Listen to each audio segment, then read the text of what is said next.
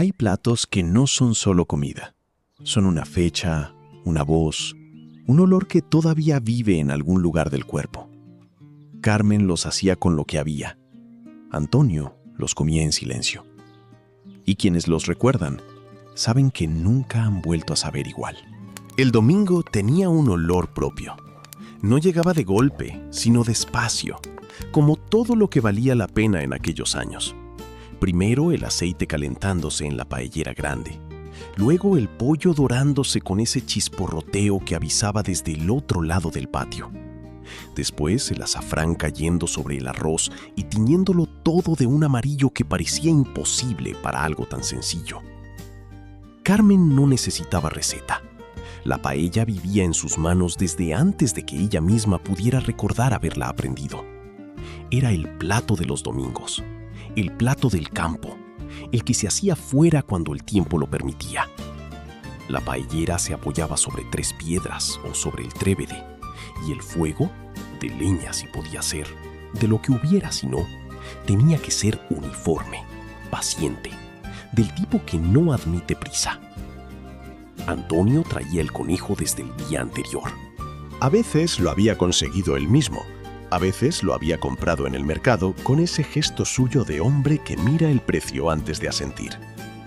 El pollo llegaba del corral de la familia de Rosario, cuando había, y las judías verdes venían del puesto de remedios en la plaza, que siempre guardaba las mejores para los clientes de siempre. Los niños, Paquito y Lolita, merodeaban alrededor de la paellera desde mucho antes de que estuviera lista. Había que apartarlos con cuidado porque el aceite salpicaba y porque Carmen necesitaba espacio para mover el arroz con ese giro lento que distribuía el calor sin romper nada. Manolo, el vecino del segundo, asomaba a veces desde su ventana, atraído por el olor, y Carmen le saludaba sin dejar de remover. Cuando la paella reposaba, y había que dejarla reposar, ese era el momento más difícil para Paquito, el silencio en torno a ella era casi reverencial. El socarrat del fondo, ese arroz tostado que crujía al servirlo, era el premio para los que habían esperado con paciencia. Era domingo, era el campo, era Carmen con la paellera. Y durante muchos años, eso fue suficiente para que todo lo demás pareciera en su sitio. Antonio no hablaba mucho. No era un hombre de palabras largas ni de explicaciones que no fueran necesarias. Llegaba del trabajo con los zapatos llenos de polvo o de barro, según la estación.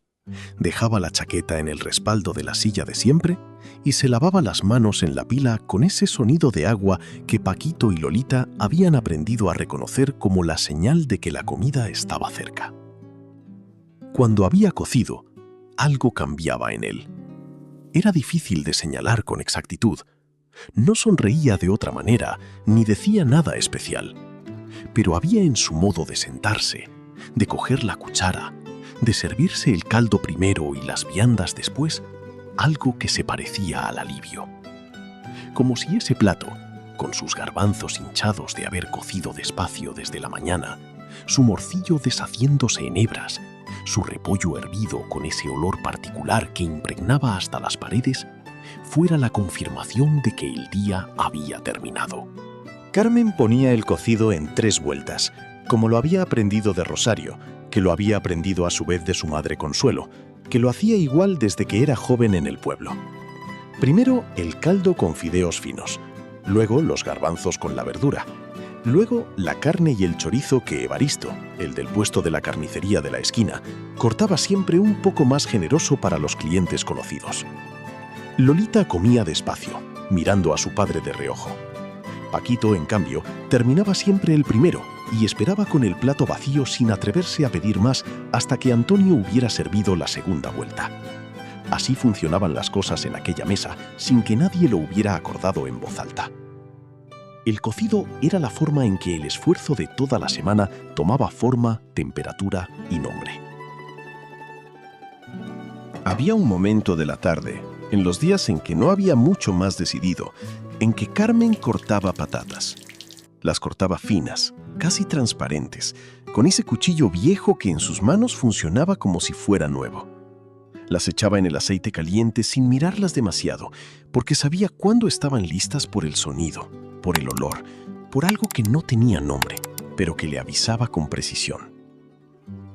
La tortilla de patatas no era un plato de ocasión especial, era el plato de siempre, el que resolvía la cena del martes o el almuerzo del jueves o la merienda de Paquito y Lolita cuando llegaban con hambre del colegio. Aquella tarde, Asun, la vecina del primero, había subido a tomar café con Carmen, y las dos hablaban junto a la ventana mientras el aceite hacía su trabajo. El momento más tenso era el del giro. Carmen lo hacía con el plato grande de loza blanca, con ese movimiento rápido y seguro que los niños miraban como si fuera un truco de magia. Rosario decía que la tortilla pedía mano firme y ningún miedo, que el que dudaba al girarla la perdía.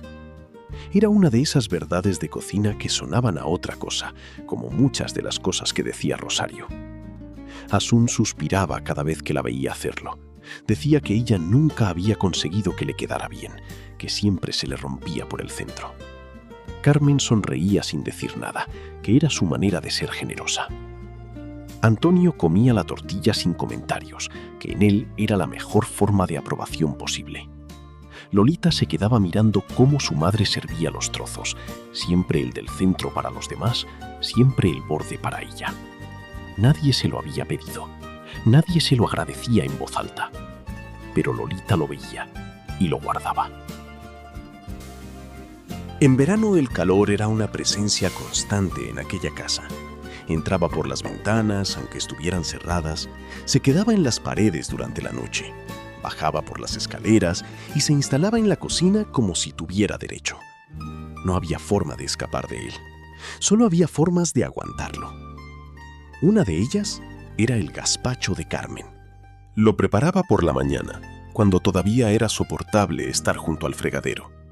Los tomates llegaban del mercado maduros y blandos, casi demasiado para cualquier otra cosa, perfectos para esto.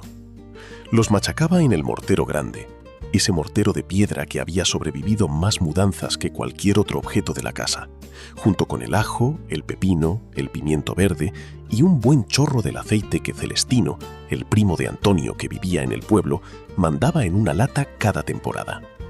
Luego el vinagre, luego el agua fría, luego Rosario, que siempre aparecía en el momento justo, probaba con una cuchara de madera y decía que necesitaba más sal. Carmen añadía más sal. Rosario volvía a probar. Asentía. Eso era la aprobación definitiva. A mediodía, cuando el sol estaba en lo más alto y Antonio llegaba con la cara colorada del calor de la calle, había un vaso de gazpacho esperándole sobre la mesa. Paquito lo bebía de un trago. Lolita prefería mojar el pan viejo desmigado por encima, como le había enseñado Rosario, porque así entraba mejor y además llenaba más. Pilar, la hermana mayor de Carmen, que vivía 2 calles más arriba, decía que el gazpacho de su hermana era el mejor del barrio. Carmen lo negaba siempre, pero lo decía con una sonrisa que lo confirmaba todo. El gazpacho no era solo comida, era la respuesta de aquella cocina al verano. Era Carmen encontrando la manera, como siempre, de que el calor fuera un poco más llevadero. El frío de enero en aquella casa no era una sorpresa.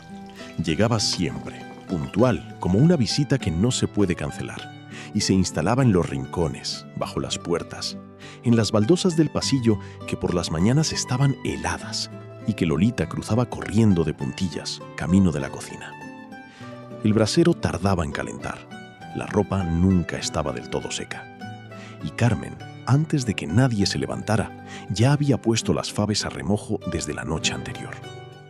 La fabada no se improvisaba, pedía tiempo y previsión, 2 cosas que Carmen manejaba con la misma naturalidad con que manejaba todo lo demás en aquella casa.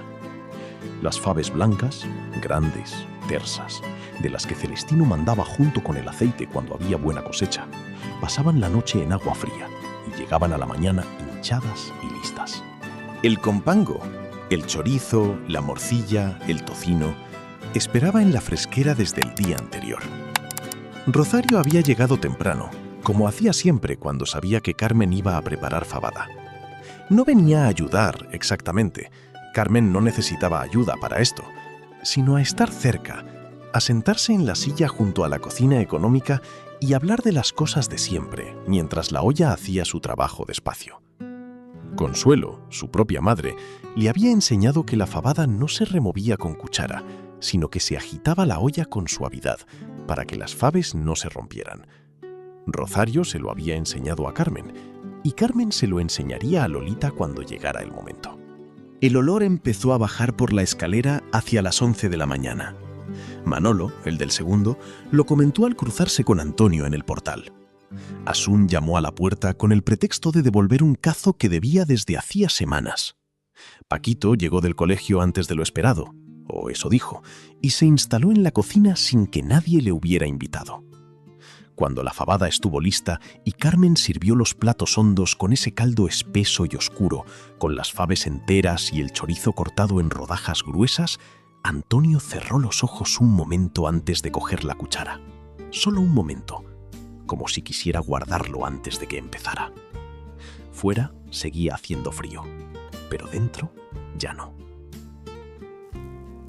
Las migas eran de Rosario. Eso no estaba en discusión. Era una de esas verdades de la casa que no necesitaban ser dichas, porque todo el mundo las conocía, como que la silla junto a la ventana era la de Antonio, o que el cajón de arriba de la cómoda no se abría bien y había que empujarlo por la esquina izquierda. Rosario llegaba el domingo por la mañana con su delantal ya puesto, casi como si hubiera venido vestida para trabajar. Sin decir mucho, tomaba el pan del día anterior y a veces del anteanterior, porque para las migas el pan más viejo era el mejor, lo desmenuzaba con las manos, nunca con cuchillo, siempre con las manos, y lo dejaba en el cuenco grande con un poco de agua y sal. Luego esperaba. Rosario sabía esperar mejor que nadie en aquella casa. Paquito rondaba cerca desde el principio, sabiendo que si se quedaba el tiempo suficiente sin molestar, Rosario le dejaría remover un poco cuando llegara el momento. Lolita prefería mirar desde la puerta, con esa atención silenciosa que tenía para las cosas que le importaban de verdad. Cuando el pan había absorbido lo justo, Rosario encendía el fuego y empezaba. El olor a chorizo dorándose en la sartén grande, los ajos enteros saltando en el aceite, el pan transformándose poco a poco en algo dorado y compacto que no era ni pan ni otra cosa, sino migas. Las migas de Rosario. Carmen aparecía desde el pasillo. Antonio salía de la habitación. Hasta Pilar, la hermana de Carmen, que vivía 2 calles más arriba y que a veces pasaba los domingos con ellos, se acercaba a la cocina sin que nadie la llamara. Las migas tenían ese poder. Convocaban sin avisar. Se comían de pie a veces, o sentados en lo que hubiera disponible, con un trozo de naranja al lado si era temporada. Evaristo había dejado el día anterior un poco de tocino extra, y Rosario lo había añadido a la sartén sin comentarlo, como si siempre hubiera estado en la receta. No era un plato elegante, era algo mejor que eso. Era el domingo en aquella casa, con las manos de Rosario y el olor que lo llenaba todo, y la sensación duradera y verdadera de que estaban todos. Si creciste en aquella España, o si alguien te contó cómo era, sabes que estos platos no eran solo recetas. Eran las manos de tu madre, el silencio de tu padre, el olor de una cocina pequeña que lo contenía todo. Cuéntanos en los comentarios, ¿cuál de estas comidas recuerdas tú? ¿Quién las hacía en tu casa? ¿Qué sabor de aquellos años sigue contigo hoy, aunque ya no sepas exactamente de dónde viene? Este canal es vuestro, y estos recuerdos también.